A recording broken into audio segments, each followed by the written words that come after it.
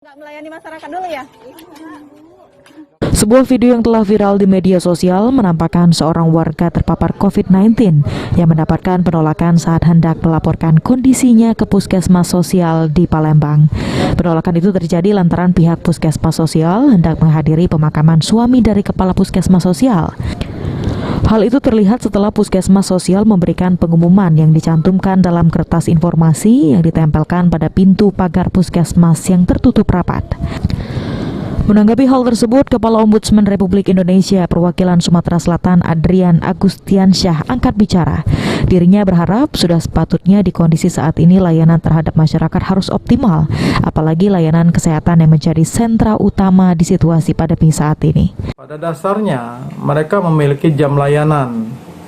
Oleh karena itu, dalam beberapa kasus juga kita pernah melihat, bukan hanya di Palembang saja, di beberapa daerah juga,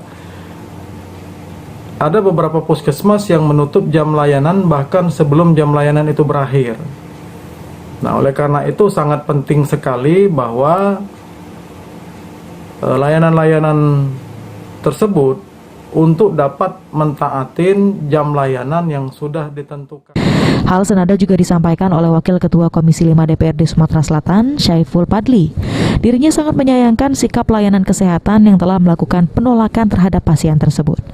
Syaiful meminta, sudah seharusnya pihak puskesmas sebagai pusat pelayanan masyarakat harus selalu siap sedia menjadi garda terdepan masyarakat.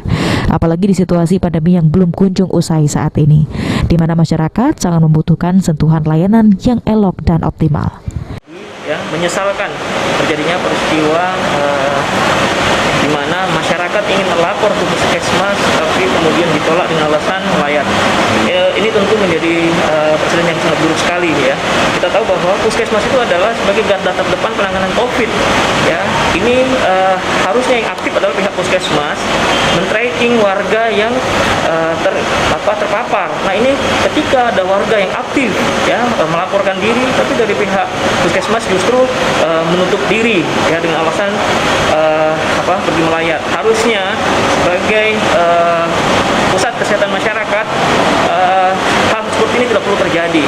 Artinya bisa jadi misalnya dengan dibuatkan daftar piket ya, jadwal piket seperti itu, sehingga ketika masyarakat membutuhkan informasi, membutuhkan pelayanan, sebagai garda terdepan puskesmas harus selalu siap sedia.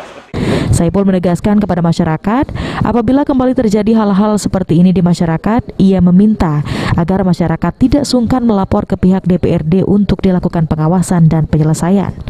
Seperti itu pula yang disampaikan Ketua Ombudsman Republik Indonesia Sumatera Selatan, apabila masyarakat kembali menemukan kejadian seperti ini dapat langsung melaporkan permasalahan ke layanan publik Ombudsman yang bisa langsung kirim pesan via WhatsApp di pengaduan Ombudsman Sumsel 0811 9703 737. Okta Alfarizi, PAL TV.